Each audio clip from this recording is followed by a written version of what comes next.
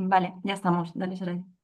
Vale, perfecto. Gracias, Natalia. Pues bueno, bienvenidas y bienvenidos porque 9:30 de la mañana y aquí un montón de gente conectada para aprender cosas. Me pone muy feliz.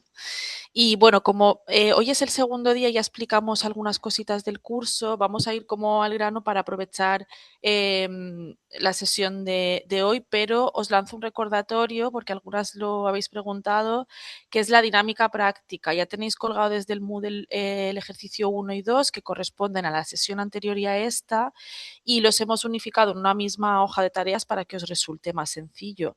Y un poco el objetivo de estos ejercicios es que hemos entendido que muchas veces acudís a los webinarios, pero luego con un montón de tareas que tenemos en la cabeza, la gente se nos olvidan las cosas.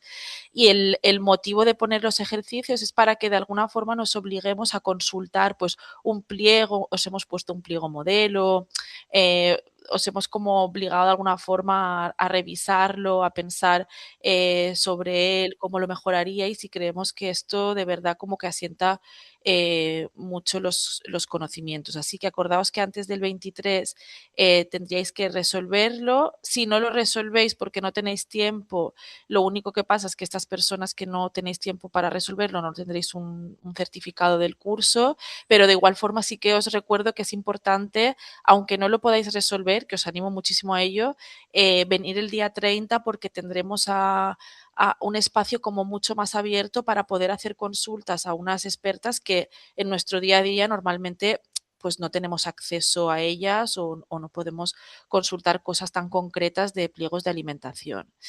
Entonces, hoy nos vamos a centrar en cómo incorporar un enfoque de derechos para la contratación de alimentos y en cómo realizar consultas preliminares al sector productivo para fomentar, ¿no?, el sector primario.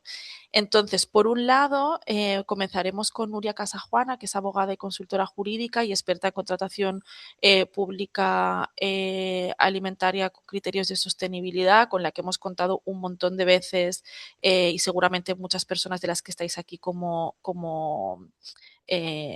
estudiantes habréis tenido acceso a ella en alguna de las consultas que hayáis realizado. Bueno, Nuria además es la autora del manual jurídico No te comas sus derechos, que os entregamos en primicia hoy, que os comenté ya por correo que os pedíamos que no lo circularais porque hasta la publicación oficial que está prevista en septiembre creemos que es positivo que lo tengamos como material, pero que no lo circulemos porque esta publicación de Nuria, y os adelanto ya, viene de la mano de un estudio que hicimos, bueno, que hemos hecho sobre dos productos concretos, que es la judía verde de Marruecos y el banano de Ecuador, y cómo estos productos entran en el circuito de la restauración colectiva escolar sabiendo que están vulnerando derechos en los países donde se producen. Entonces, para que esto no ocurra, los pliegos también son un buen mecanismo para tratar de evitarlo. Y por eso le pedimos a Nuria Casajuana que realizara, en función de esta investigación que también sacaremos en septiembre, este manual para que las personas que estéis en una administración pública podáis sacar unos pliegos con este enfoque de derechos.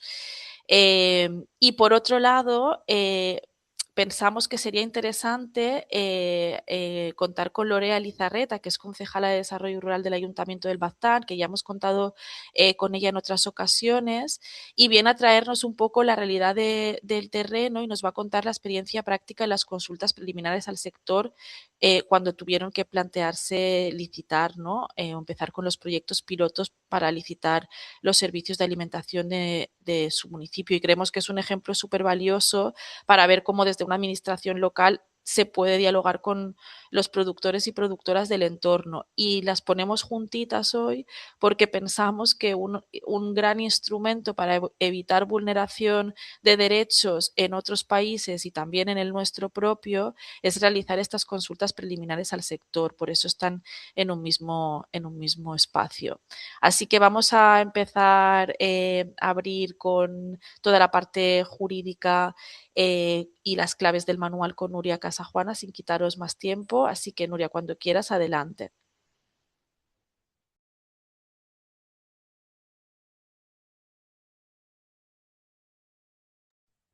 No te escoltem, Núria. Tens el micro silenciat? Vale, estaba haciendo la pregunta. ¿Me escucháis bien? No, claro, no, Ahora, ahora sí, ¿eh? sí. De acuerdo. Entonces, bueno, en primer lugar, sí que yo lo que quiero, haré una presentación de esta guía que ya ha dicho Saray que la tenéis.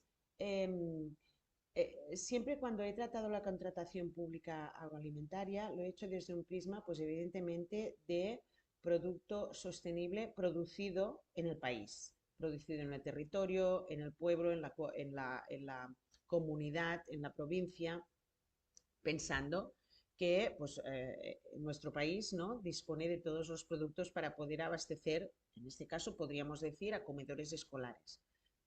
No sé, pero si podemos abastecer a todos los servicios de colectividades que necesita el país y mucho menos seguramente a todas las personas que comen. Claro, a mí me da un poco de miedo, porque yo aún no había pasado el escenario de comprar productos de proximidad y nos tenemos que plantear los juristas, y no es el primer encargo que me viene, nos tenemos que plantear los juristas cuáles son los requisitos que vamos a pedir a las empresas que nos provean alimentos. Por tanto, hay alguien desde arriba, que es Unión Europea, etcétera, que ya está trabajando muy bien para que se desarrollen sellos, etcétera, para grandes empresas y éstas puedan llevar la alimentación a este país y a cualquier parte de Europa. De empresas procedentes pues, de África, Sudamérica, etcétera, que en muchas ocasiones precisamente quien está eh, eh, bueno, las empresas situadas son empresas europeas o americanas que están situadas en aquellos países y aquellos terrenos. Esto era una previa que quería decir, pero sin embargo el desarrollo de la guía me ha dado una visión eh, general y de justicia que creo que puede ser aplicable a cualquier pliego, a cualquier objeto de contratación y también eh, me da un prisma de qué es lo que yo puedo llegar a pedir también en los contratos en los que solo quiero contratar alimentación del país. Empiezo a compartir. Bueno, eh, se ve, ¿eh? Bien. Entonces, esto es un manual, no te comas sus derechos, ¿de acuerdo? Hablamos de contratación, ¿no?, y compra pública responsable, derechos humanos, diligencia debida y corresponsabilidad. Corresponsabilidad entre las personas que están contratando y las empresas que vendrán a ser contratadas. Eh, Os planteo un poco en términos generales y es decir, de cada índice he escogido aquello que yo creo que es más relevante y nos puede ser más útil para hoy. El bloque primero se trata de saber para poder hacer. Si uno no sabe, difícilmente podremos hacer.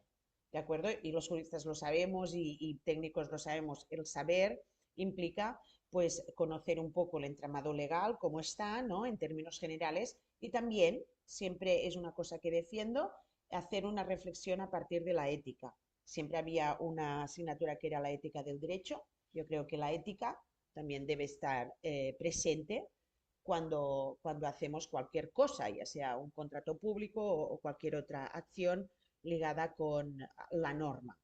El segundo bloque es hacer, una vez ya podemos hacer, ¿no?, pues ¿para qué hacemos? ¿No? Para cambiar, ¿no? Para cambiar si hay sistemas que tenemos o dinámicas que merecen la pena que cambiemos. Yo creo que los derechos humanos merece la pena que conozcamos y hagamos para poder cambiar, ¿no? Es un buen tema de defensa. Y el bloque 3 presentamos toda una serie de ejemplos de clausulado.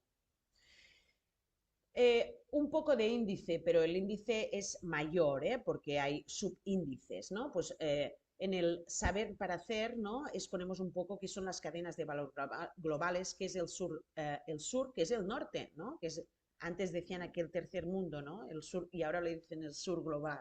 Bueno, que es un poco, también hablamos de colonialismo, ¿no? La obligación de incorporar cláusulas ambientales, Y en este punto quiero remarcar las bases para alcanzar un cambio ético y político, que es lo que os pondré para enseñar. El hacer para cambiar, me parece muy interesante que empecemos ya a utilizar un mecanismo que son las matrices de riesgo. ¿Qué son las matrices de riesgo?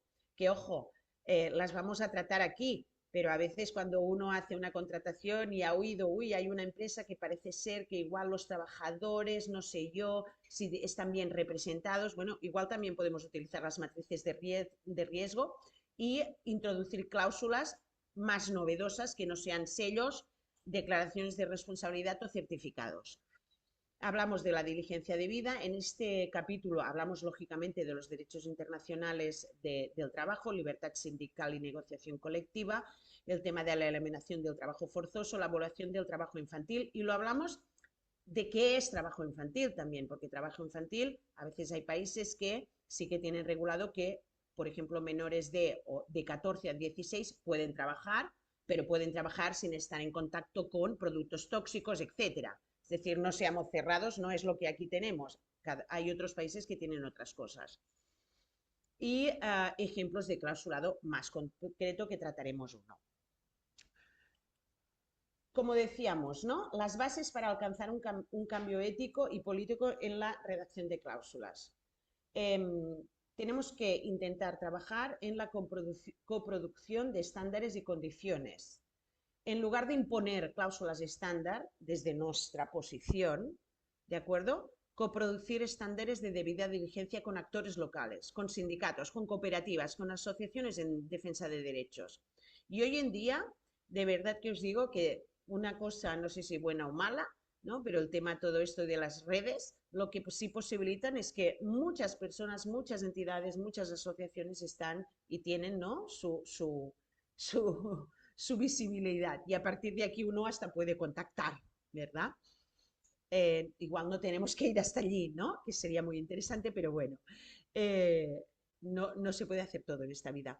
Por tanto, el tema de haber un poco una prospección de cómo estáis y qué podemos hacer, ¿de acuerdo?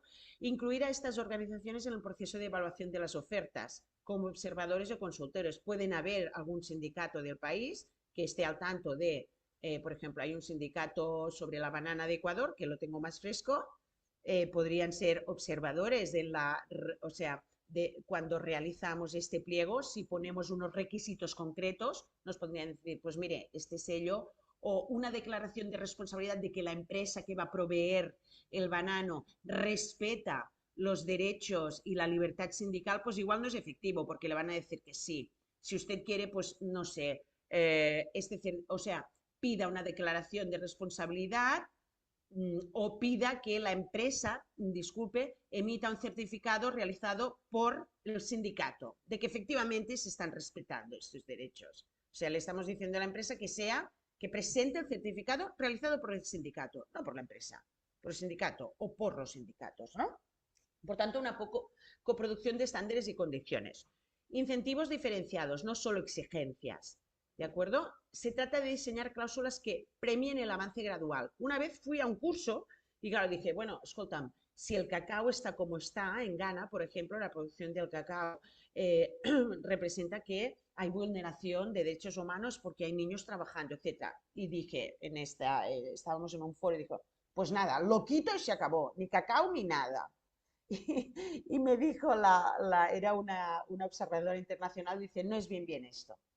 Se trata de poder decir, vamos por aquí y vamos a ayudar al cambio, ¿de acuerdo? Vamos a ayudar al cambio para para eliminar este trabajo forzoso, para eliminar un trabajo como menores y sobre todo nos tenemos que asegurar de si nosotros como administración detectamos que esto se da, participar en la reparación. La cual cosa me parecía a mí súper interesante, porque yo era de las, pues no, hago ver que no existe, no quiero, tal, no.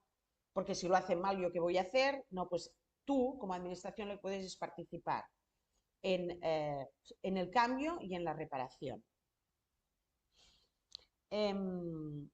Mecanismos de verificación descentralizados y participativos. Fomentar redes sociales locales de verificación, incluir cláusulas que exigen a las empresas mostrar relación activa con organizaciones defensores de los derechos humanos, etc. Cláusulas orientadas a resultados y no solo a medios. Evaluar si una empresa garantiza efectivamente que no hay trabajo infantil en lugar de si tiene una política escrita contra él. ¿De acuerdo? ¿Cómo podemos saber si esto pasa? Pues con ONGs locales que puedan haber, etcétera. Podemos pedir certificaciones de estas ONGs. Escucha, tú puedes certificar o has visto si, ¿de acuerdo? A terceras. Hombre, aquí pedimos auditorías, pues allí pediremos a organizaciones locales. Seguimos. Esto es importante. ¿Qué son las matrices de riesgo? Bien. Una matriz de riesgo es una herramienta que identifica y clasifica de forma sistemática los riesgos de un proceso o actividad según su probabilidad de ocurrencia y su impacto. Tenemos que, ahora lo veréis muy bien, pero es un concepto que es importante y tenemos mucha documentación al respecto. Tenemos que analizar el grado de probabilidad si queremos contratar, necesitamos cacao, ¿no? ¿Hay probabilidad de que el cacao de Ghana hay una probabilidad alta, media, baja de que haya vulneración de derechos? ¿Qué impacto tiene esta vulneración de derechos? ¿Qué medidas de mitigación podemos nosotros incluir en estos pliegos? Por ejemplo, para que exactamente, o sea, para que esto no pase, ¿no? La trazabilidad, certificaciones, todo lo que os decía. Y si pasa, participar en esta reparación. Entonces, es decir, molt bé, matrices de riesgo. ¿Y ahora qué hago? Bien, pues os lo vamos a decir. Primero, fuentes de información. Nosotros, hay una fuente de información en la página Normlex, que es la página de Derecho Internacional, que están la OIT, las distintas observaciones internacionales realizadas por observadores internacionales que trabajan de ello, el CEARC, Confederación Sindical, aquí os he puesto algunos, pero hay más. ¿De acuerdo? Aquí, ¿qué hacen? Requieren a gobiernos, es decir, por ejemplo, un CEARC lo que hace es requiere al gobierno de Ecuador que acredite que efectivamente la libertad sindical está garantizada. No lo puede garantizar o pide más tiempo. Habitualmente los gobiernos lo que hacen es pedir más tiempo, etc. No tendremos observado, es decir, lo que no tendremos será documentos que digan que esta empresa o esta otra está vulnerando los derechos. Para que tengamos un documento oficial de que una empresa u otra está vulnerando derechos humanos, necesitamos una sentencia, un proceso judicial. Perdón, voy a beber un poco de agua.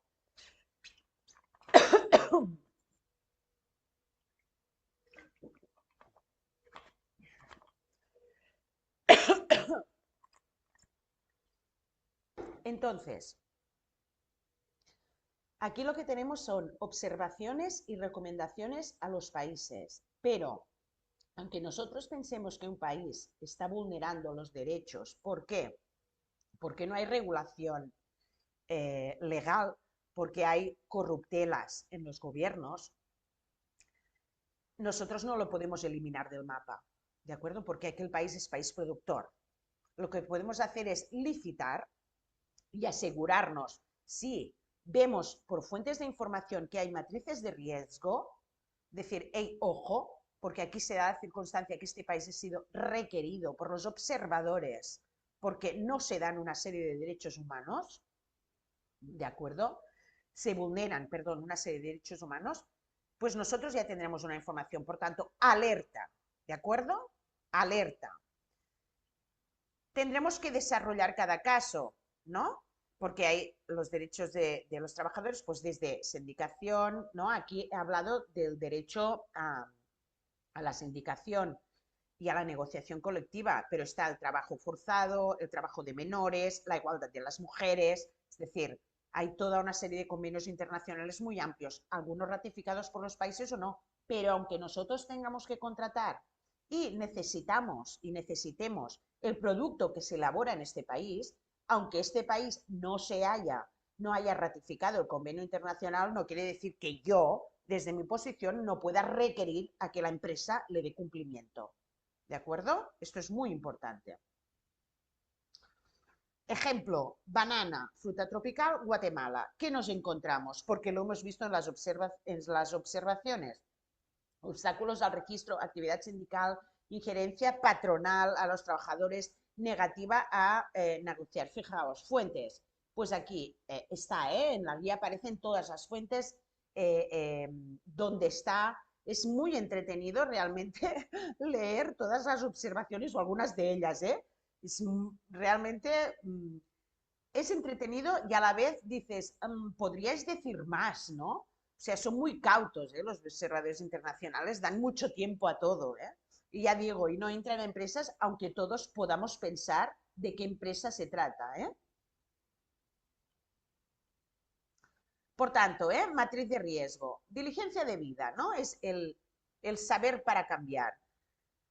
Claro, y decimos, ¿y esto de la diligencia de vida? ¿Qué pasa, no? Bueno, pues pasa que entrará en vigor, ¿de acuerdo? Ya dice, ¿no? Pues la diligencia de vida es un mecanismo que tendremos que introducir en los pliegos para requerir a las empresas que nos presenten una serie de documentos, ¿de acuerdo? Para que acrediten las empresas que efectivamente están dando cumplimiento pues a todos los convenios internacionales, no vulneran derechos fundamentales, no tratan, no obtienen el producto a partir de la desforestación del territorio.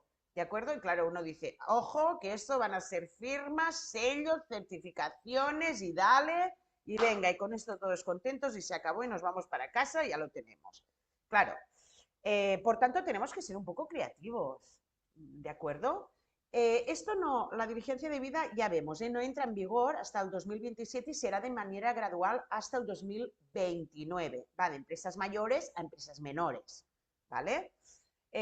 Nosotros pensamos que, vale, se aplica el 2027, pero nos podemos anticipar, ¿de acuerdo? De la misma manera que, es decir, es una cosa que, no, o sea, una cosa es poder exigir porque la norma nos obliga, pero si nos anticipamos y nosotros lo exigimos, nadie puede impugnar este pliego, siempre y cuando lo que pidamos sea razonable, ¿eh? Vamos a ejemplo de clausulado.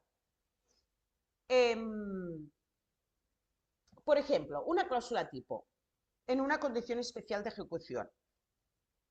La empresa adjudicataria garantizará en todo el proceso de la producción, transporte y comercialización de los productos alimentarios suministrados en ejecución del contrato el respeto efectivo del derecho de sindicación y de libertad sindical de las personas trabajadoras conforme al convenio tal y tal. Esto es una cláusula tipo, ¿no? Pero ya sabemos cómo van los contratos porque aquí a veces también ponemos cláusulas, ¿no? Y en materia de alimentación, ¿no? Pues el 50% de el producto alimentario que se sirve en el comedor será de producción ecológica. Y dicen, sí. Y después dices, ojo, ¿alguien lo está mirando? ¿Lo es? ¿No lo es? ¿De acuerdo?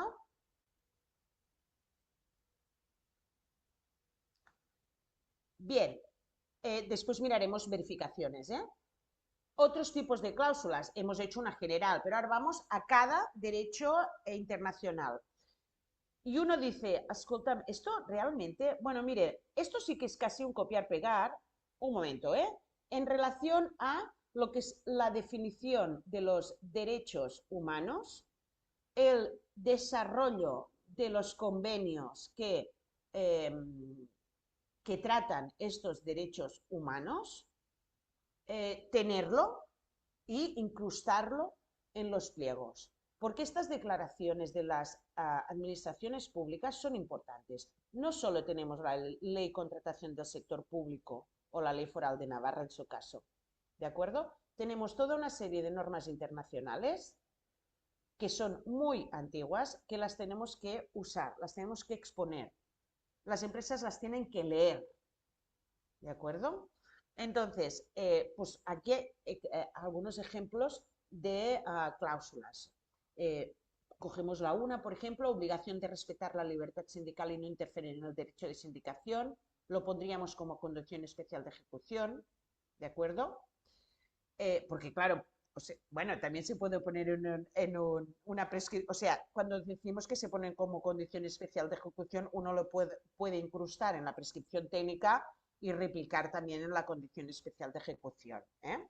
Declaración de compromiso de la empresa de los convenios fundamentales, presentación de políticas internas sobre la libertad sindical y relaciones, que presenten un proyecto. Escucha, mira, es que nos presentáis un proyecto y lo vamos a evaluar de qué políticas internas sobre libertad sindical y relaciones laborales tenéis. Aquí pedimos, por ejemplo, que nos acrediten un protocolo contra l'assetjament, ¿no? Contra el abuso, ¿no? O un protocolo por la igualdad. Pues que nos presenten protocolos, que nos presenten políticas internas de conciliación, por ejemplo, de vida familiar, que nos presenten.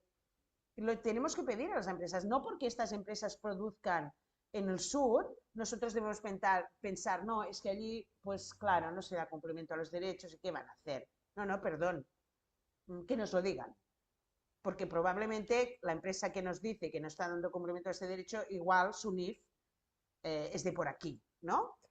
Entonces, entrega de auditoría externa y certificación que verifique la existencia de libertad sindical, presentación del informe anual sobre prácticas sindicales, etc. En un curso que asistí había un ejemplo que es que ponían una serie de cajas en los lugares de trabajo por si habían denuncias anónimas. Pero no fue muy bien, es decir, la gente no acababa de participar porque evidentemente a veces nos encontramos, y esto es así, lógico, lo sabemos, con situaciones de represión, ¿vale? Entonces, bueno, es importante buscar sindicatos que trabajen en el tema. De allí, verificación. Es lo que decimos, pues ¿cómo podemos verificar? Que lo tratamos en cada cláusula, lo tratamos en cada derecho que desarrollamos, pero por ejemplo, documentación obligatoria de verificación previa y solvencia técnica, informes de debida diligencia en derechos humanos sobre su cadena de suministro, información sobre la existencia de sindicatos, certificaciones o auditorías sociales que incluyan criterios sindicales, declaración de responsabilidades, exigir una declaración jurada en la que la empresa garantice el respeto de los derechos de sindicación. Estoy tratando el de sindicación, pero hay otros que ya están desarrollados a la guía, pero es modo ejemplo. Otro tipo de verificación, cláusulas de auditoría y acceso a la información, medidas de comprobación durante la ejecución. Y uno dice, ¿puedo yo acceder a la información? Sí. Si yo quiero acceder a aquella información que trata de verificar que efectivamente se están dando cumplimiento y no se están vulnerando los derechos, puedo comprobar y tengo acceso a esta información. ¿De acuerdo? Esto además viene desarrollado en el reglamento de diligencia debida y sostenibilidad. Mecanismos de queja y alerta temprana, un canal de denuncias anónimo y accesible. Me explicaban este tema, ¿no? De poner una caja en... Bueno, esto lo hemos visto también aquí, bueno, yo recuerdo algún instituto, ¿no? Pues cajas anónimas de si había alguna situación pues, de machismo o así, ¿no? También habían institutos... Bueno, no sé si es muy efectivo, a veces pues son otros canales, se puede dar un correo, ¿no? Un correo mismo, la unidad de contratación, facilitar un correo de denuncias suyo propio, que vaya directamente a él, por ejemplo. Bueno, hay distintas maneras de poder hacerlo. Y hay distintas maneras y estas maneras en la guía proponemos algunas, pero quiero decir, no han de surgir ex novo. Ya hay muchas cosas que están desarrolladas y hay entidades de derecho internacional que trabajan y ya tenemos material. ¿De acuerdo? Otro tipo de verificación podría ser la cooperación con organizaciones, que es lo que hablábamos, independientes, ¿de acuerdo? Obligación incorporada en el PPT, en el pliego de prescripciones técnicas, permitir o promover el monitoreo por parte de sindicatos locales, ONG especializados en derechos laborales del sur global, etcétera. Que esto parece un trabajo, claro, muy que dices, bueno, yo es que lo que voy a hacer es un contrato de servicio de comedor, ¿no? O sea, yo, ¿esto qué? Bueno, pues es que yo creo que de los trabajos que vayan saliendo, ayer leía una noticia de que está llegando a Europa distintas dátiles y no sé qué más provenientes de los asentamientos ilegales israelíes. Y esto va así. No sabemos si los estamos comiendo, porque llegan y se pierde la trazabilidad. Uno después no sabe de dónde proviene. Evidentemente, por ejemplo, la judía verde también de los asentamientos ilegales del Sáhara Occidental. Nosotros, cuando lo vamos a comprar, pone producido en asentamiento del Sáhara Occidental, ilegal no lo va a poner, pero ni tan siquiera pone esto, ¿no? Se pierde toda esta trazabilidad. Por tanto, yo creo que es una buena oportunidad, sea el contrato que sea grande o pequeño, es una buena oportunidad, primero, para hacer toda una declaración de intenciones como unidad promotora, de, hey, tengo el conocimiento, estoy aquí y quiero defender los derechos humanos, ¿de acuerdo? Y no voy a permitir, o intentaré no permitir, que la empresa que suministre en toda la cadena vulnere estos derechos. Es decir, como declaración ya es una cosa importante. Posteriormente, que podamos alcanzar redes para verificar, ya lo iremos viendo, ¿verdad? Pero yo creo que es importante también que nos preparemos, porque el desarrollo normativo está pensado para certificaciones y está pensado para sellos. No está pensado para unidades promotoras que quieran verificar y quieran comprobar que se respetan los derechos humanos a partir de alianzas con ONGs locales, sindicatos locales. La ley no la hacen para esto, la hacen para certificaciones. Por tanto, ¿por qué no podemos hacerlo de esta otra manera si tiene igual validez? ¿Qué es lo que decíamos? La instrumentalización de los estándares sociales y ambientales como barreras encubiertas al comercio del sur. Por ejemplo, tenemos un grupo de caficultores en Honduras que no puede exportar a Europa porque no puede pagar la certificación Rainforest, aunque sus prácticas sean sostenibles. Pero es lo que decimos, sin embargo, sí que llegan dátiles o aguacates de los asentamientos ilegales de Israel, o tomate del Sáhara ocupado, o cacao de Ghana desforestada, o judía verde de Marruecos. Por tanto, entonces aquí hay alguna cosa que no acaba de cuadrar. Yo creo que es lo que decimos, aquí también lo puse como importante, el hecho de que, es decir, sabemos que hay vulneraciones, sí. ¿Esto quiere decir que no tenemos que exigir que se cumplan los derechos humanos? No, lo tenemos que exigir, pero si lo exigimos únicamente a través de sellos y certificaciones que únicamente pueden tener acceso los mayores, no estaremos participando de manera directa para una justicia global y social real. Y esto lo sabemos todos, por ejemplo, ya no en alimentación, que pasa, pero en el tema del textil, yo creo es que, bueno, yo lo vemos todo lo que pasa, lo sabemos, y a veces hay hasta cosas que llevan etiquetas. Todo esto, y las primeras que ya se están preparando, porque lo sabemos todos, para la diligencia de vida, son precisamente las grandes empresas. Y no es que no queramos grandes empresas, las grandes empresas servirán para algo, para no, para lo que sea. Pero cuidemos nuestro contrato porque es nuestro contrato y lo tenemos que hacer como queramos y lo tenemos que cuidar. No sé si yo por aquí ya estaría, no sé si es un poco lío, eh, pero he intentado explicar lo que como lo que es como más lúcido todo el tema de matriz de riesgo para que entendamos bueno, que tenemos fuentes para poder saber qué está pasando, porque a veces son cosas que sí, sí, se están vulnerando los derechos humanos, ¿no? Sí, bueno, pero ¿cómo? ¿Qué fuentes tenemos? Tenemos. Es distraído, pero están, ¿eh? Están registradas. Por tanto, yo creo que no hay excusa para no incorporar en los pliegos la defensa de los derechos humanos de manera transversal y en toda la cadena de suministro, para los de allí y para los de aquí. Gracias. Bueno, gracias, Nuria.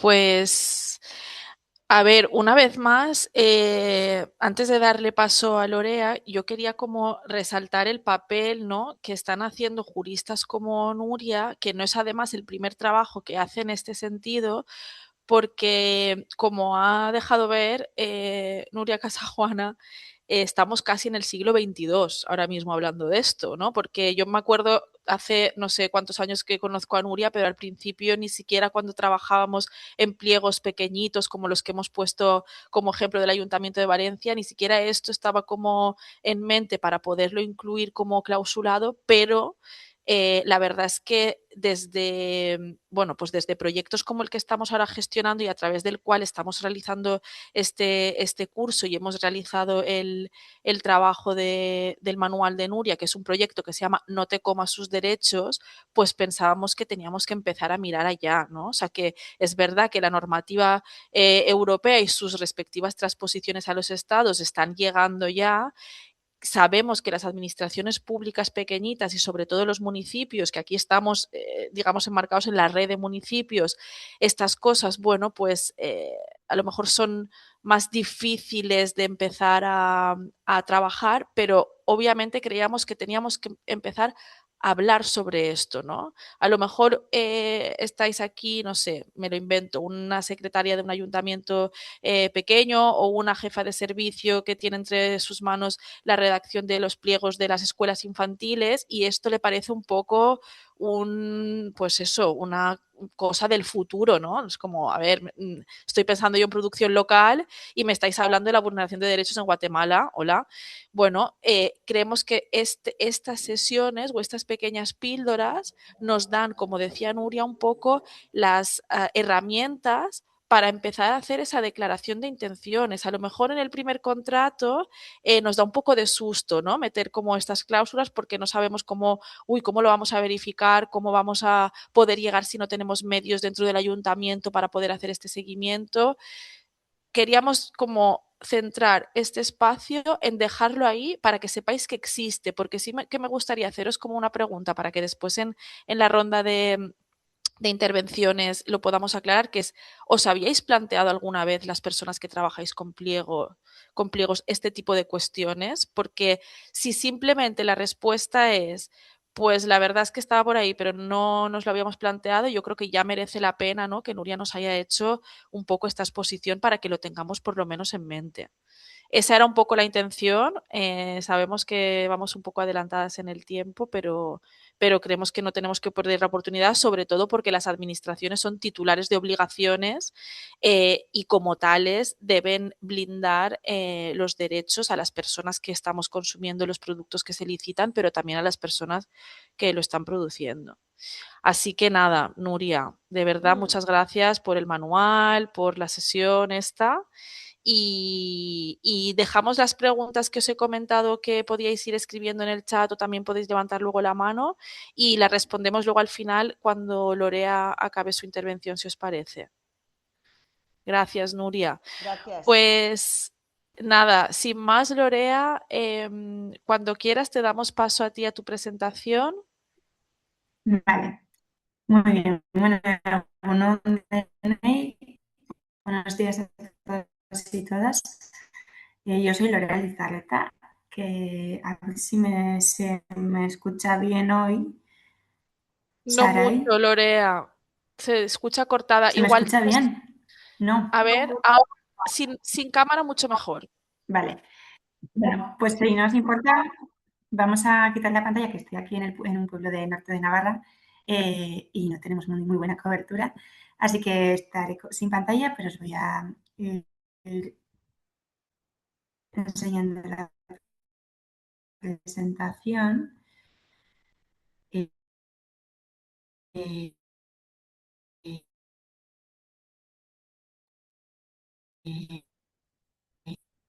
Uy, No se Lorea. escucha, Lorea. Bueno, pues eso, en Insausti y soy concejala en el Ayuntamiento de Baztán, ¿vale? Es un valle que está al norte de Navarra. Tampoco. Ay, Emma, Vale, que espera un voy a intentar. segundo. Espera un segundo. Espera, Lorea, creo que ha pasado que estabas cargando la presentación y que eso ha gastado como mucha energía y ahora ya se te escucha bien. ¿Sí? Vale, a ver si, sí, a ver, Vale, dale. voy continuando y si eso me decís, ¿eh? Vale, bueno, nada, estaba diciendo que soy la responsable, un poco lo que lleva en el ayuntamiento, temas de desarrollo rural, economía local, etcétera, y me está tocando también todos los proyectos relacionados, ¿no?, con la transición ecológica y las políticas públicas alimentarias.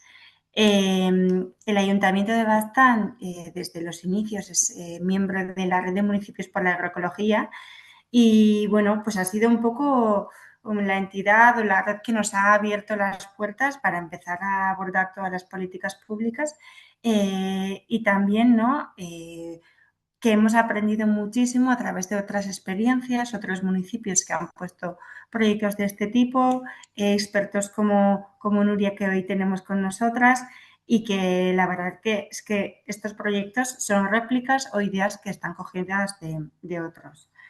Entonces, espero que nuestra experiencia también pueda ser inspiradora para otros municipios, que veo que el éxito de los cursos también muestra que hay ganas, ilusión e interés por mejorar nuestros sistemas alimentarios locales. Y desde ahí, ¿vale? Yo os voy a contar cómo hemos hecho el tema de la compra pública alimentaria basado en dos experiencias, la de la residencia de mayores de Elizondo y la escuela infantil, y la metodología que hemos seguido en los dos casos a la hora de hacer las consultas preliminares al sector. Vale. Entonces, para que os situéis un poco, Baztán es un municipio, un valle que está al norte de Navarra, compuesto por 15 pueblos en este caso, y tiene las características propio del medio rural, ¿no? Imagínate que la tasa de los autónomos estamos en un 48%, mientras que en las zonas urbanas no llega al 20%. Y ha sido un territorio también de, bueno, una larga trayectoria de actividad agraria y el paisaje en el que convivimos hoy en día también es fruto de la actividad agrícola y ganadera que ha tenido este valle. Hoy en día la actividad ganadera, ¿no?, ha reducido a un casi 6%, bueno, que es notable, pero aún así sigue siendo el doble de la actividad de Navarra, que, ¿no?, principalmente se centra en la ganadería de ovino de carne y bovino. Entonces, bueno, además de tener, ¿no?, una masa de productores de tierra agraria, también en estos años, ¿no?, tenemos varios equipamientos públicos, pues empezando desde un matadero pequeño, certificado en ecológico, etcétera, hasta los equipamientos alimentarios en cocinas, en el que ahora mismo contamos con 2 empresas públicas, una que gestiona la residencia de mayores y otra de la escuela infantil, de gestión propia, ¿vale? Y esto es un elemento clave a la hora de promover, sobre todo, el tema de los comedores saludables y sostenibles. Entonces, con toda esta estrategia, todo este marco que tenemos a nivel de valle y las ganas que teníamos para poner en marcha políticas alimentarias locales, como algo estratégico y una herramienta clave para promover también la economía local y rural, empezamos en 2023 con los proyectos de alimentación saludable y sostenible. Para todos los proyectos que se van a poner o que se van a ir desarrollando en estos años, marcamos unos criterios, es decir, ¿qué entendemos nosotros como alimentación saludable y sostenible? Y ahí marcamos que queríamos una alimentación de alimentos frescos, de que estos alimentos fueran de la temporada, en la medida de lo posible que se producieran en las zonas más cercanas posibles, ¿no?, en el valle o en Navarra, que priorizábamos los alimentos que provenían de la producción ecológica y que serían adquiridos en la medida de lo posible, porque no podemos con todas las familias de productos, directamente de los productores, ¿vale? Esto también es muy clave porque todo esto luego afecta también en el desarrollo de los pliegos que queremos elaborar.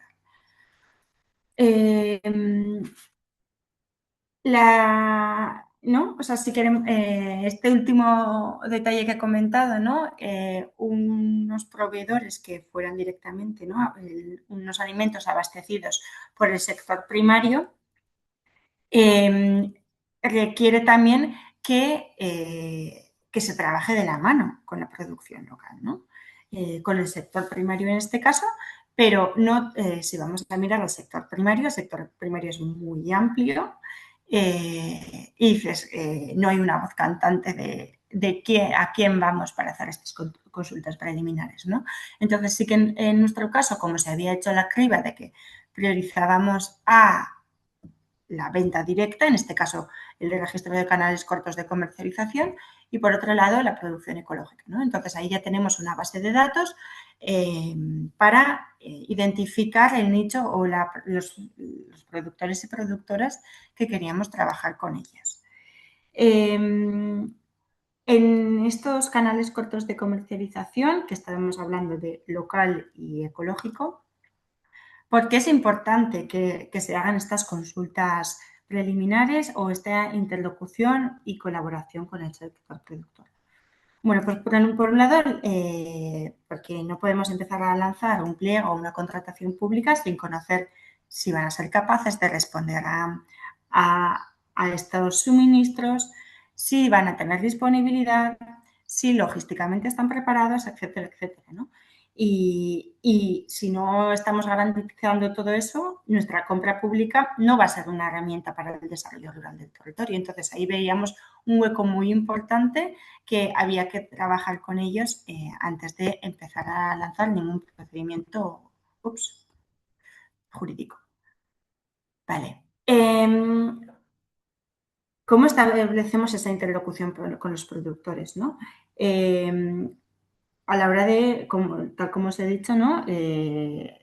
Cuando nos acercamos a una licitación pública existen mecanismos que Nuria también, bueno, ya hemos hecho alguna consulta con ella y que sabrá explicar mucho mejor, que hay procedimientos que permiten, ¿no?, la apertura de consultas en un momento concreto del procedimiento del pliego. Sin embargo, muchas veces, ¿no?, el sector en ese momento, cuando lanzamos un pliego, no está organizado. Lo que os decía, no hay una voz cantante o no hay estructuras que puedan coger el pliego en sí. Y entonces, la posibilidad que le veíamos era adelantar todo ese trabajo a través de un proyecto piloto para que lleguemos a un proceso de licitación con todo ese trabajo adelantado y para que fuera una licitación mucho más real y ajustada a las necesidades del territorio. Entonces, ahí las preguntas que nos surgían, ¿no?, a la hora de plantear el piloto, o las preguntas que queríamos resolver a través del proyecto piloto eran: ¿con qué productores queremos trabajar? ¿Dónde están? Porque sí que conocíamos que de alguna asociación de productores del Valle, luego también otra estructura en Navarra, pero cómo hacerlo todo eso de una forma transparente para que nadie se quedara fuera y para que fuera también un impulso a otra gente que se pudiera incorporarse. ¿Están organizados o no? Es decir, ¿pueden como una entidad acceder a ese suministro o debemos plantearlo a través de lotes para que cada uno tenga, ¿no? Para eso también necesitábamos conocer cuál era la realidad de cada familia de productos y los productores asociados a esas familias. ¿Existía producción suficiente?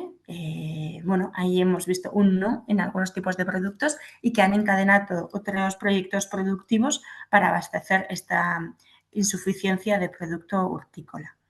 ¿Están preparados para colectividades? Pues tampoco. Había productores que sí y había redes que sí que estaban preparados, pero aquí tenemos que hablar de formatos. No podemos empezar a suministrar, yo qué sé, compotas en botes de cristal individuales para un comedor de una residencia. Hay que hacer esas adaptaciones pues, a otros formatos, otras cantidades, etcétera. Y finalmente también las adaptaciones necesarias en cuanto a la logística, el suministro y todos estos aspectos, ¿no? Entonces, como os decía, la solución o un poco la vuelta que le hemos encontrado para hacer estas consultas preliminares ha sido plantear proyectos piloto.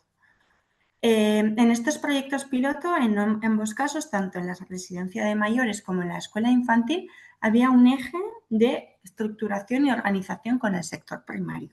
Y ha sido clave luego para ir construyendo, ¿no? Por ejemplo, el tema de los menús, bueno, el tema también de los lotes y todo eso. Hemos hecho como 3 acciones principales dentro del proyecto piloto en el eje de la producción. Por un lado, lo que es la identificación del nicho o los productores que serían los proveedores de este contrato en este caso. Para eso accedimos al IAE del ayuntamiento para conocer cuáles eran, ¿no? De esos 500 y pico explotaciones agrícolas que hay en el valle, cuáles eran las que estaban en la zona más cercana, las que hacían venta directa, ¿no? O sea, que no queremos abastecernos de la grande industria, sino que directamente de los productores. Y por otro lado, cuáles estaban certificados en ecológico, en este caso en el censo del CEPAEN, del Consejo de Producción y Agricultura Ecológica de Navarra. También hicimos esa interlocución con los CADs. En el último punto os explico, pero que se está haciendo un trabajo muy interesante de agrupación de productores agroecológicos para unificar su logística y poder funcionar como un solo único proveedor en el caso de la compra pública. En Navarra tenemos una de esas que se llama Ecoalde y Ecoalde aglutina a más de 60 productores ecológicos de Navarra que no nos encajaba en los criterios que estábamos planteando. Y con esa identificación hecha empezamos a hacer encuestas ya a través de llamadas ecológicas telefónicas y también vía cuestionarios para conocer de todos ellos cuáles estaban dispuestos y cuáles estaban preparados o que pudieran tener interés para acceder a la compra pública alimentaria. Por ejemplo, un productor de ovino que hace quesos de oveja, pues evidentemente no puede encontrar su sitio en este tipo de proyectos, pero uno que haga mermeladas tal vez le puede dar una vuelta y empezar a hacer compotas en formato big boxes de 3 kilos, que sí que puede buscar entre ese encaje, ¿no? Entonces, conocer un poco cuál era la realidad y a partir de este sondeo se creó un grupo de productores que estaban animados a empezar a suministrar a la residencia y que cumplían un poco todos los criterios y que tenían la suficiente capacidad también para responder a este suministro. Entonces, ya una vez con este grupo de productores, hicimos varias sesiones participativas dinamizadas en este caso por la Agencia de Desarrollo Rural del territorio y en ella trabajamos, por un lado, la sensibilización y la importancia de la alimentación saludable y sostenible, que también es importante que todos los agentes del proyecto conocieran el porqué de este proyecto, por qué vamos hacia aquí y por qué es importante. Y luego también exploramos todo lo que era la potencialidad que había en el territorio para incorporar los productos locales en la restauración colectiva, ¿no? Y toda la fase también de estructurar entre esa red de productores la interlocución con la entidad local en este caso, con la administración pública y cómo hacer, pues por ejemplo, desde aquí han encadenado de que han decidido presentarse todos en un lote conjunto de producción local y ecológica en vez de que cada uno fuera solo, ¿no? A nivel individual a presentarse a todo lo que supone una licitación. Y el contenido, lo que se trabajó en estas sesiones, pues estos son un poco los 5 claves que veíamos imprescindibles, ¿no? Que se trabaja en un proyecto piloto para que luego se pueda trasladar en un pliego de licitación. Por un lado, el catálogo de los productos y los precios. Ahí se hicieron talleres para identificar cada uno qué producía y qué podía producir, en qué cantidades y en qué precios podían suministrar. Aquí también una pequeña boletilla en la mayoría de los casos los productores no conocen sus costes de producción, no imputan de forma correcta o adecuada los costes de mano de obra y muchas veces la logística tampoco está contemplada. Entonces, aquí también se hizo como también ese trabajo de sensibilización y de trasladarles la importancia de conocer sus propios costes de producción. Y al mismo tiempo este trabajo se hizo también con la residencia para ajustar el presupuesto o la partida alimentaria un poco para cruzar, y ahí también se descartaron algunos productos que no entraban en la partida alimentaria. Por otro lado, los formatos y presentaciones. Evidentemente, en colectividades funcionamos con formatos grandes, tanto en producto envasado, pero también cuando estamos trabajando de producto fresco, pues se prefieren, ¿no? Pues, las variedades de verduras que de mayor tamaño o, por ejemplo, en el caso de los puerros, etcétera. También las exigencias de calidad. No es lo mismo si hacemos venta directa y tenemos esa relación directa con el consumidor final que puede entender por qué en un momento puede tener tal bicho una lechuga, pero en colectividades, bueno, el nivel de exigencias son otros. El tercer punto, también imprescindible, son los disponibles de los productos. Los disponibles de los productos en cada temporada, ¿vale? Sobre todo cuando vamos a hablar de productos hortícolas, pues puede que los coliflores en noviembre o diciembre todavía no estén preparadas para el productor que tenemos aquí en el valle, y para ello tenemos que fijarnos que en el menú no aparezcan en esos meses ese producto que no va a estar disponible, ¿no? Ahí, bueno, pues es una información imprescindible, sobre todo para elaborar los menús y también para sacarlo luego las cantidades en los pliegos de licitación. El cuarto punto, lo que estaba diciendo ahora también, es la disponibilidad de cantidades, pero también el calendario de producción.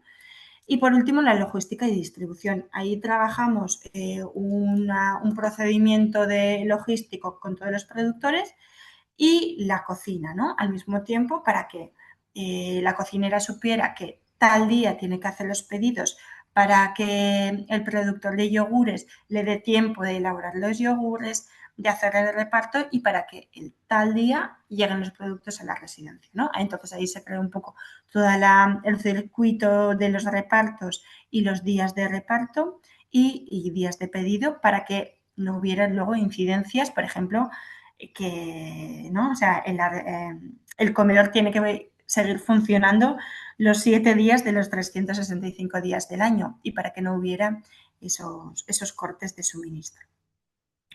Entonces, ¿no? Como veis aquí, el proyecto piloto nos aporta muchísima información y ya llegamos a un punto de poder licitar ese suministro, pero ya ajustando a la realidad productiva que tenemos en nuestro caso.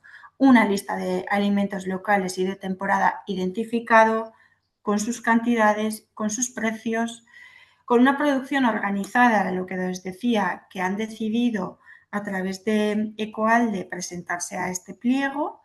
En este caso, ¿no? En el red estatal, ¿no? En el Estado español, están creando varios centros agroecológicos de distribución que aglutinan a varios productores y permiten hacer una logística compartida para colectividades, para otras líneas ¿cómo se llaman? Bueno, para otros canales de venta también, pero es muy interesante para el caso de las colectividades porque eso exige o requiere, ¿no? Presentarse un pliego, etcétera, con todo el trabajo que requiere, con todas las incidencias que hay, y eso pues genera, flexibiliza y también apoya mucho a las productores pequeñas y en este caso agroecológicas. Cuarto punto, llegamos con una partida alimentaria ajustada, conocemos cuánto gastamos al mes con estos productos, si nos da, si no nos da, lo que habría que subir. Y por otro lado, también con la cocina preparada, tanto del equipo, que ya sabe, conoce a este tipo de productores, conoce su producto, conoce que el pollo llega duro y hay que partirlo, o que el pan puede congelar en rebanadas para sacarlo el fin de semana o lo que sea. Y también con las inversiones en maquinaria que son necesarias para trabajar con el producto fresco ya realizadas. Por ejemplo, en el caso de cámaras o pues, picadora de verduras o bueno, con las inversiones para una cocina adaptada para trabajar con producto fresco y de temporada. Y sin más, sin alargarme más, aquí pues eso, tenéis un poco nuestra experiencia, aunque sea pequeña y todavía no hemos licitado el proceso, sí que la interlocución con la parte productora ha sido súper necesaria, bueno, así lo consideramos por lo menos, porque nos ha aportado mucha información, se ha creado confianza por las dos partes. Y conocemos ahora, estamos con mucha más seguridad para sacar un pliego de licitación. Me gustaría subrayar también que este proyecto piloto ha abierto puertas a incorporación de otras personas productoras. En este caso, ¿no? Cuando hicimos ese primer diagnóstico, identificábamos que no había suficiente producción hortícola en el territorio y entonces por otras vías, ¿no? Bueno, pues planteamos una parcela comunal, sacarla a concurso para que se pudiera instalar ahí una persona productora. Se ha instalado y hoy en día ya esta persona productora está suministrando en la escuela infantil. Y todo eso ha sido gracias al trabajo previo que se ha hecho de la producción. Otro detalle que me gustaría comentar también son los acuerdos de compra. Aunque todavía no hemos llegado a tener un contrato de suministro, o sea, un pliego y una contratación a través de licitación, durante el proyecto piloto también se han hecho acuerdos de compra, aunque no tengan ese igual, bueno, esa enmarque legal, también han servido para ajustar las cantidades y los precios y para acordar unos precios para toda la campaña y no tengamos que ir cambiando o tener que trabajar con esa incertidumbre de que si la carne ahora sube, baja, etc. Entonces, nada, espero que esto pueda ser inspirador para otras entidades locales a la hora de poner en marcha este tipo de proyectos. Todo el trabajo que hemos hecho en Baztán está a disposición de cualquiera que tenga interés o que le podamos apoyar. En este caso, os dejo aquí el contacto del ayuntamiento y de la empresa pública Zainzalanak, pero también de la asistencia técnica de la asesoría Mirúa Microcooperativa, que nos ha acompañado en todo el proceso de los proyectos piloto y que ahora también están impulsando otros proyectos, tanto aquí a nivel territorial como también en otras alianzas a nivel estatal. Y sin más, supongo que puede haber preguntas, así que dejo de compartir la pantalla. Bueno, muchas gracias, Lorea. Yo ya te he escuchado varias veces hablar de los proyectos del Baztán y cada vez que te escucho a ti o a otras compas que son concejalas en otros ayuntamientos, como que me reafirmo aún más en mi ferviente creencia en el municipalismo, ¿no? Porque sabemos que desde lo pequeño muchas veces estáis tirando, ¿no? Como decía antes con el tema de la debida diligencia, es posible que, quién sabe, igual un municipio pequeño se meta a hacer pliegos y ponga alguna condición especial de ejecución relacionada con la debida diligencia y seréis desde lo pequeño, desde donde nos estáis enseñando, ¿no? A generar esos cambios. Antes de dar paso a las preguntas y como un poco recogiendo algunos de los comentarios que has hecho, sí que me gustaría comentar una que Silvia Larrañeta de la cooperativa Mirúa estará el próximo día 30 recogiendo esos ejercicios que vais a colgar el día 23 para dar un repaso y resolver todas vuestras dudas. Es decir, Silvia ha acompañado al Ayuntamiento del Baztán en este proceso de consultas previas y ahí vais a poder tener un espacio con ella para poder compartir y preguntar. Os quería también comentar que Lorea nos ha hablado de un pliego de suministro y sabemos que muchas veces en el Estado español los pliegos de suministro son igual una minoría, existen mayoritariamente los pliegos de gestión y no os preocupéis porque también en los pliegos de gestión se pueden y se deben hacer estas consultas preliminares al sector. De hecho, en los casos donde existan consejos alimentarios municipales, en nuestro caso en Valencia hace unos años existía, fue desde este Consejo Alimentario Municipal donde empezamos a trabajar todo el tema de estas consultas previas al sector para saber si efectivamente podíamos pedir el 100% de cítricos ecológicos para las escuelas infantiles municipales, ¿no? Entonces, si hay un órgano, digamos, municipal en vuestros territorios donde se puedan trabajar esta serie de cuestiones, usadlo. Si hay un consejo municipal, creemos que es un espacio adecuado también para poder empezar a trabajar estas cosas. Y no me quería olvidar de comentar cuando has hablado, Lorea, de la red de centros agroecológicos de distribución, de la red de CATS, que creemos que ahora mismo en estos momentos se está generando una red a nivel estatal y creemos que este espacio logístico, ¿no? Esta red logística puede dar respuesta muchas veces a esas inseguridades que nos generan de ¿habrá suficiente suministro? Por supuesto, lo primero que hay que hacer es hacer esos menús, ¿no? O elaborar esos menús en función de la tipología de paciente o de usuaria a la que nos vamos a enfrentar, ¿no? Para suministrar, porque en función de esos menús de temporada, y remarco mucho lo de la temporada porque creemos que ahí está la clave, sabremos qué producción tiene que abastecernos.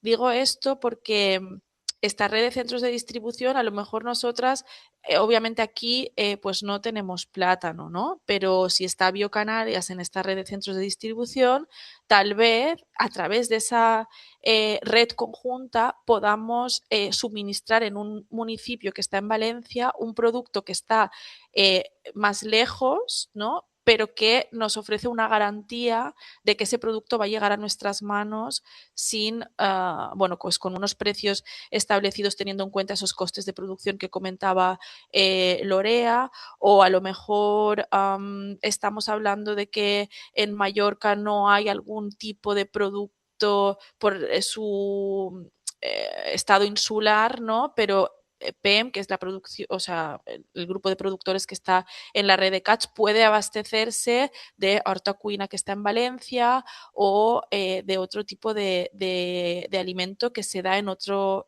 territorio estatal. Entonces, eh, creemos que la red de centros de acopio puede generar la seguridad y la tranquilidad ahora y en unos años aún más para poder abastecernos de estos productos de una forma bueno, que nos da la administración o que os da la administración más seguridad a la hora de licitar. Así que, bueno, sin más, yo doy paso a las preguntas. No sé, Natalia, si había alguna por ahí antes. Y también tenéis los micros abiertos por si preferís hacer la pregunta en directo.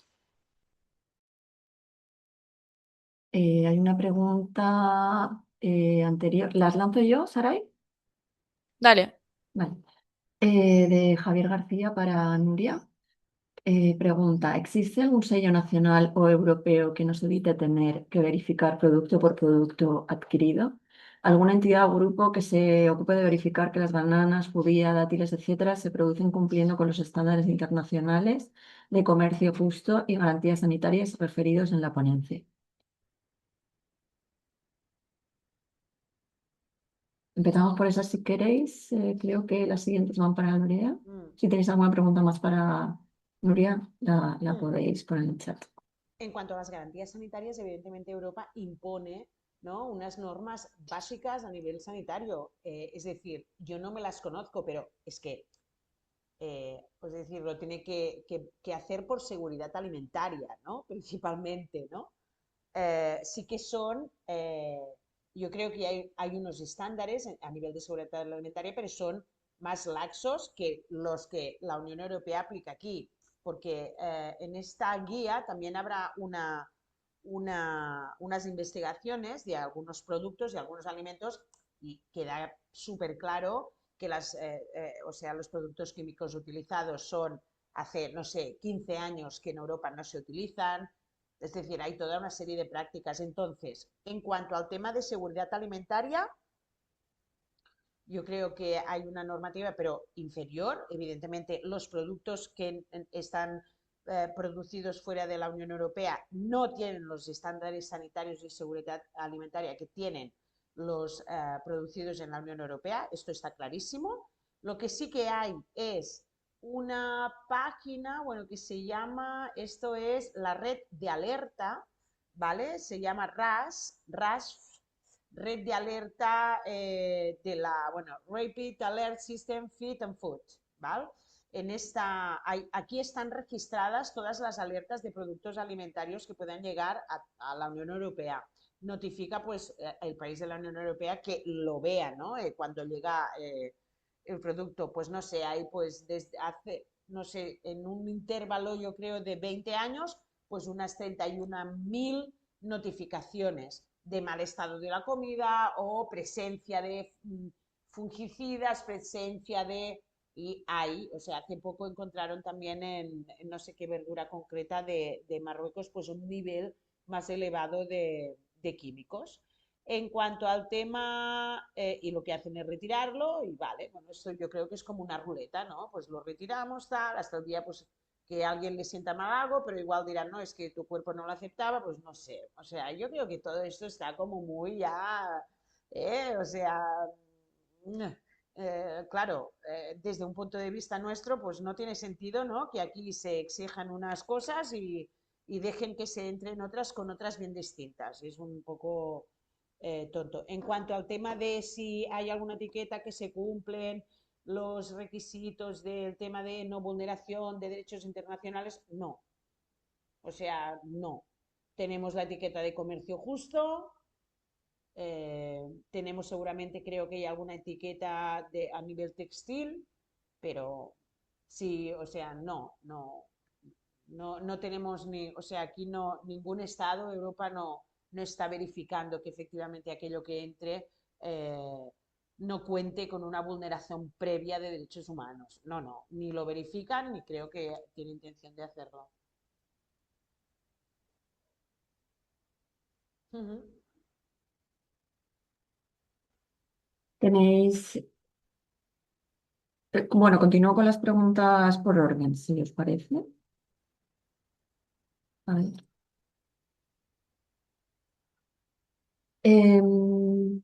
Yolanda Quintana pregunta, ¿cómo consideras que se podría aplicar este tipo a Lorea? ¿Cómo consideras que se podría aplicar este tipo de proyectos cuando la compra no se hace directamente por la administración, sino que se licitan empresas de catering que tienen autonomía para comprar? Uh -huh.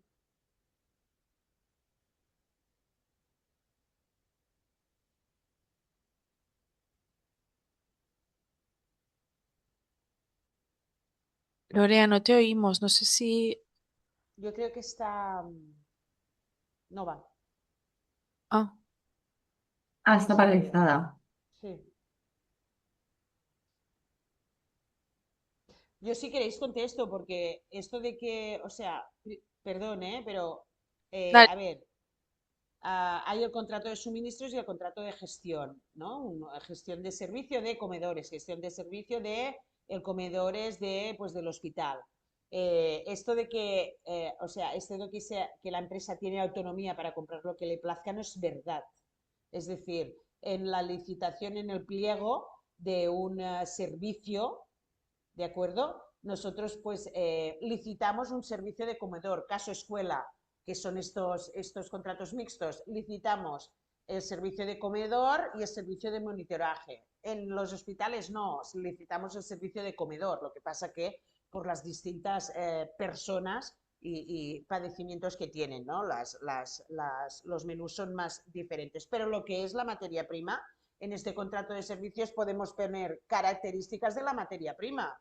Queremos las frutas y las verduras de temporada y frescas. Queremos que, no sé, 3 días a la semana todos los menús sean de procedencia ecológica. Queremos una sustitución de la proteína animal por la proteína vegetal. Queremos Por ejemplo, si tenemos miedo y no queremos poner que las frutas y las verduras, por ejemplo, en el caso de Valencia o Cataluña, sean de Valencia o Cataluña, si no lo queremos poner así, porque dius, ostras, nos están discriminando y no podrá venir la conchinchina a llevarme manzanas. Pues decimos evidentemente que el producto tiene que ser fresco y de temporada, con esto igual nos evitamos que vengan de la conchinchina y lo ponemos como condición especial de ejecución. No ponemos el kilometraje, podemos utilizar el kilometraje. Esto es el tema de la proximidad de siempre, ¿eh? El kilometraje lo podemos utilizar, la norma nos deja utilizar el kilometraje en los pliegos de prescripciones técnicas y en los criterios de adjudicación si lo justificamos, si está ligado al objeto del contrato, si podemos superar lo que es el test de proporcionalidad de la sentencia conste.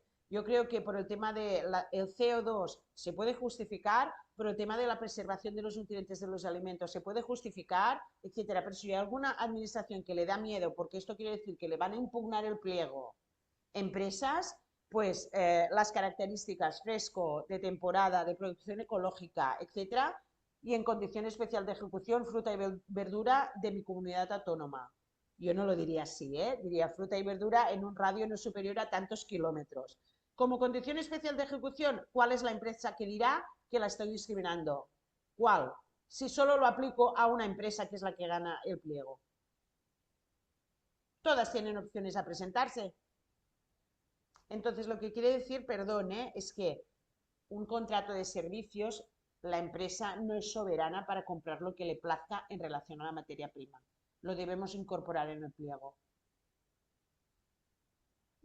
Sí, muchas gracias. Perdona, no sé si puedo hablar. Sí, sí, Sí, adelante, Yolanda.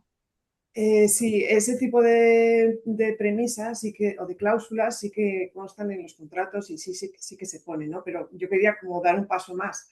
En este caso, como nos ha contado Lorea, pues nosotros tenemos, por ejemplo, grandes productores de leche, de quesos, bueno, fundamentalmente por empezar por algo, pues por empezar por ese tipo de productos. Pero claro, cuando contratamos las empresas de catering, son empresas que algunas sí que son locales de aquí y esas tienen mayor facilidad para comprar este tipo de productos de nuestra zona, pero hay otras empresas de catering que son a nivel nacional. Entonces, compran sus productos cerca de donde están ellos, que no sé, muchas veces pues lo vemos con las marcas, cuando ves los yogures o el queso, ¿no?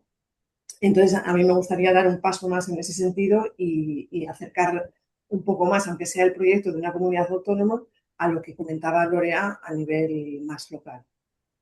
Y bueno, eso veo mayor dificultad. Por eso el crear algún tipo de mesas de productores o algo así, pues me parece como muy interesante, pero lo veo complicado. Gracias. No quiero monopolizar, pero necesitamos una cocina. Porque claro, el servicio de catering lo que se sirve que es línea caliente o línea fría. Hay de todo, porque son todos los colegios de la comunidad. Tenemos algunos con cocina in situ, otros con cocina transportada y con cocina transportada en frío o en caliente. Hay de todo. Lorea, no sé si puedes explicar si vosotros habéis utilizado algún tipo de cocina central para que pueda servir, porque aparte, o lo tenéis pensado, y más en la zona que hay espacios con larga distancia al ser territorio rural, y no podemos hacer una cocina en todos los sitios, no podemos hacer una cocina para servir a 3 personas. No sé si tenéis pensado que alguna cocina pueda servir. Bueno, hola, buenas, ya me he incorporado. Creo que esta pregunta hay más gente en este foro que también le pueda responder, porque en nuestro caso la apuesta ha sido por la gestión directa, porque ahí veíamos mucha más capacidad de poder incidir y tener mucho más impacto. De hecho, antes estaba una empresa, en el caso de la escuela infantil, lo llevaba una empresa de estas de catering de fuera. Y en ese caso, hasta el 2023, sí que teníamos un contrato, pues eso, de gestión, que sí que tenía, pues eso, pues algún criterio, pero luego era muy, muy difícil entrar en esa interlocución y en esa participación de las productoras en ese servicio. Y por eso la apuesta también ha sido a nivel de Valle de crear dos servicios potentes gestionados directamente por nosotros y ahora mismo estamos estructurando para que una de esas cocinas pueda hacer de cocina central, es decir, adaptarlo para que, bueno, ahí también hicimos un estudio de potencialidad o de capacidad que tenía y estamos cocinando para 100 personas, pero tiene capacidad para 400. Entonces, desde allí, la idea es sacar, ahora mismo estamos sacando en línea caliente para el servicio de domicilio de personas mayores, pero sacarla también en línea fría para las escuelas unitarias pequeñas, que están a punto de cerrar muchas en las zonas rurales, en otras escuelas que no tienen cocina in situ y que están trayendo de los catering y también, bueno, pues otros servicios de alimentación que puede haber a nivel de valle o también un poco más comarcalizados. En Navarra, por ejemplo, hay varias experiencias de ese tipo. De hecho, el Departamento de Educación está sacando los contratos de todas las escuelas comarcales. Algunas tienen cocina y otras no, pero sí que en todos esos servicios mete los criterios de proximidad de las producciones ecológico, etcétera, y están trabajando con esta red de CAPs, o sea, con esta CAP que es Ecoalde, que es mucho más fácil para estas empresas de catering trabajar con un proveedor que aglutine a varios productores locales. Entonces, y luego creo que viene alguna otra pregunta por ahí también. Agrupación de productores, imprescindible. Hay que estructurar el sector porque individualmente es muy, muy difícil, mucho más riesgo de que haya desabastecimientos y para ellos también es mucha más presión. Yolanda, perdón, te quería contestar un poco a la pregunta porque en nuestro caso, cuando tenéis un pliego colgado que es el del Ayuntamiento de Valencia de las escuelas municipales, en ese pliego verás que a vosotros os pasa con los lácteos, a nosotros nos pasaba con los cítricos. Entonces, a través del grupo de compra pública del Consejo Alimentario, os dejo aquí un documento que hicimos hace un montón de años. eh, eh, eh, Teníamos también como varias situaciones, ¿no? O sea, habían cocinas que no tenían, habían escuelas, perdón, que no tenían cocina, y entonces era cocina transportada, línea fría, línea caliente, bueno, varios casos. Entonces dijimos, vale, pero queremos que se abastezcan de los cítricos de aquí, no queremos que nos traigan naranjas de Sudáfrica, ¿no? Porque es lo que tenemos, igual que te pasa a ti con la leche. Entonces, en tu caso, o sea, nosotros pusimos el IGP, la certificación IGP y en ecológico, y ese sello nos permitía ubicar esa producción nuestra local en nuestros comedores.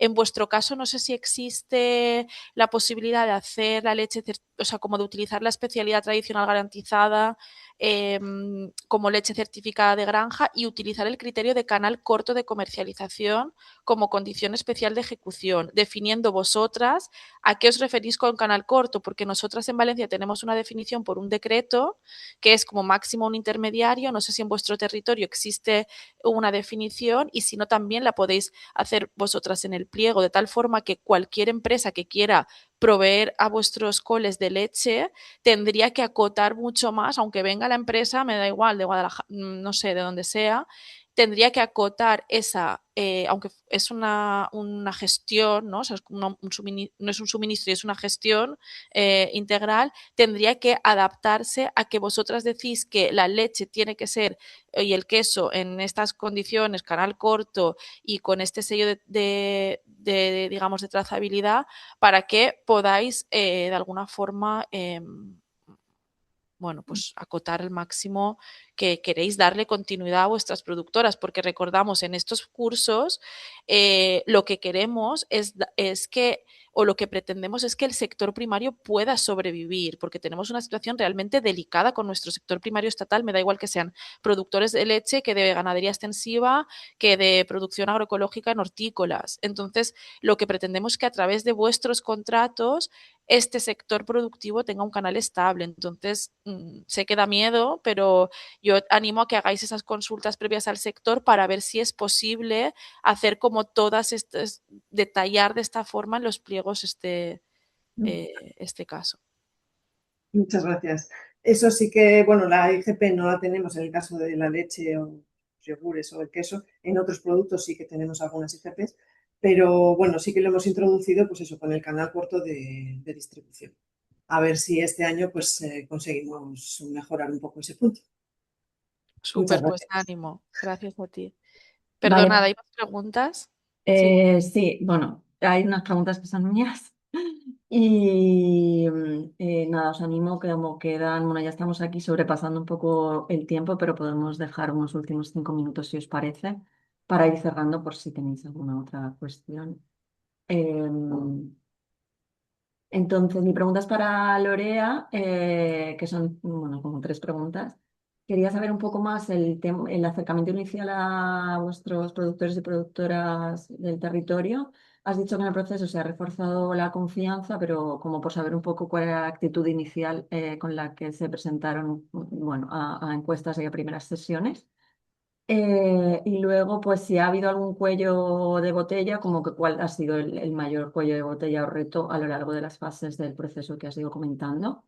Y luego, bueno, ya lo has resuelto un poco, has comentado un poco antes que, bueno, en vuestro caso tenéis adecuado de que puede prepararse la presentación a la licitación como CAD, pero en otro territorio en el que no haya un CAD cerca o pues no estén organizados los productores, pues bueno, entiendo que tendrían que intentar agruparse para presentarse de manera conjunta o si, bueno, conoces alguna otra manera alternativa que entiendo que era Vale, prioritariamente que no.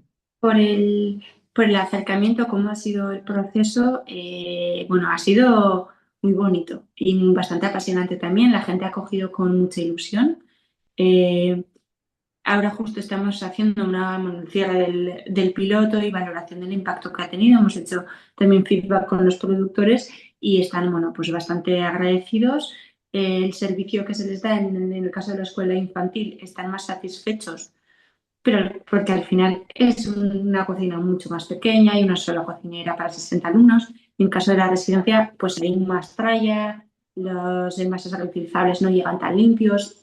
Bueno, lo que tiene también el tamaño y la dimensión, pero en general bastante buena recepción por parte suya. Sí que también ha habido sinceridad, ¿eh? Por ejemplo, en el caso de los ganaderos, llamamos a todos los ganaderos que hacían venta directa y estaban haciendo extensivo en el valle, pero ellos mismos nos dijeron, es que nosotros no podemos presentar, nos sale mejor hacerlo por lotes y nos dijeron, mira, hacer con esta carnicería que nos compra los productores, etcétera. Entonces en el piloto lo hemos hecho de esa forma por, por porque nos recomendaron ellos también, los propios productores, ellos conocen también a los intermediarios. Y ahora cara a la licitación, pues bueno, no podemos elegir a dedo una carnicería, pero sí que ya conocemos las características de distintas carnicerías. Entonces, esa valoración con los productores, bien, contentos, tanto nosotros como ellos, y también ha sido, bueno, un impulso para visibilizar su trabajo y llegar a mucha más gente consumidora en el valle. El cuello de botella ha estado en la cocina, en el caso de la residencia, no en la parte productora, sino que esto implica un cambio enorme en la forma de trabajar en estas cocinas, en la forma de hacer los pedidos. O sea, no vale llamar a la distribuidora y pedir tanto de congelado, botes, latas, lo otro, abrir bolsas y sale. Esto es otra forma de trabajar y ahí pues hace falta sensibilización, formación y también que son personas y todos los cambios son muy duros para la gente. Entonces, mucho mimo en ese sentido. En el caso de la escuela infantil, el proceso del cuello de botella no está debido en la cocina porque a la cocinera se le han mejorado mucho las condiciones. Antes era personal contratado de una empresa de catering y a la hora de publificar la gestión se le ha subrogado y se le ha ampliado la jornada. Entonces ahora tiene mejores condiciones de trabajo, tiene más tiempo para trabajar con el producto y además es una persona que valora mucho y tiene muy buena relación con los productores. Entonces depende de cada caso, pero yo creo que sí que es muy importante que las cocineras estén aliadas con el proyecto, que lo entiendan como algo estratégico y que son personas muy importantes en estos procesos. Y finalmente, respondiendo a la tercera pregunta, en este caso, ¿no? La idea es que sacamos un lote producto local y ecológico en el que se puedan ¿no? presentar todos los productores a través de Ecoalde, pero está, pues según el jurídico también, pero en casos muy concretos está la posibilidad de hacer contratos menores, por ejemplo, en el caso de la cuajada, ¿no? Que, que entra muy pocas veces, pero que es de una pastora de aquí, que es un producto muy bien valorado por los residentes de la residencia y tiene un valor cultural y del territorio muy grande. Bueno, pues ahí sí que valoraremos el tema de hacer contratos menores, pero, y aquí me pongo un poco por el otro lado, desde la administración pública, luego a la hora de gestionar es que tampoco podemos tener 20 lotes y 20 proveedores diferentes, aunque seamos una empresa pequeña y un ayuntamiento pequeño. O sea, la vida en administraciones locales pequeñas también, pues nos toca hacer de todo, no podemos estar encima de todas las cosas y no podemos poner en bandeja a cada uno de los productores. Entonces, también les hemos animado en que tenéis que poner algo por vuestra parte, aunque no tengáis una estructura, ¿no? Una entidad que os pueda albergar, pues igual tenéis que crear una pequeña red entre vosotros, pero que lo entiendan también que estamos haciendo un gran esfuerzo por nuestra parte y que los productores también tienen que dar su pasito. Qué guay. Muchas gracias, Lorea. ¿Ibas a hablar, Sarais? No, iba a decir que igual estamos pasándonos ya mucho del Sí. tiempo y que como existe la última sesión del día 30, a lo mejor como esas dudas que os vayan saliendo a raíz de los ejercicios y las que tengáis ahora y se han quedado por resolver, como va a estar Nuria, Paola y Silvia desde la parte del acompañamiento que ha hecho Baztán, podemos resolverlas allí si os parece. Vale, genial. Sí, además de eso, como queda una pregunta de Javier García, una opinión, y también Paola ha ido contestando. Gracias, Paola. Ah, sí, gracias, Paola, sí. Vale, pues así no nos demoramos más con vuestro tiempo y intentamos cumplir el horario. Muchas gracias. Recordamos que la entrega de trabajos es hasta el día 23 a las 12. Y luego la siguiente sesión la tendremos el día 30, ¿no? Sí, el día 30. 12 de mediodía la entrega de trabajos, ¿vale? Para que nos dé tiempo en esa mañana a poder recopilarlos. Vale, voy a colgar la sesión de hoy al Moodle. Cualquier duda que podáis tener con el Moodle me podéis escribir, me podéis llamar. Tenéis al pie de los correos mi teléfono. Y nada, ya está, ¿no? Muchas gracias. Muchas gracias. Que tengáis buen día. Ricasco, agur. Gracias. Gracias, buenos Si días. alguna Igualmente, pers- adeu. Adeu. Si Sí. alguna persona tiene alguna duda muy concreta con el Moodle que quiere que lo veamos ahora, me quedo. Gracias, ¿Vale? hasta luego. Adiós. Adeu, gràcies. Adeu.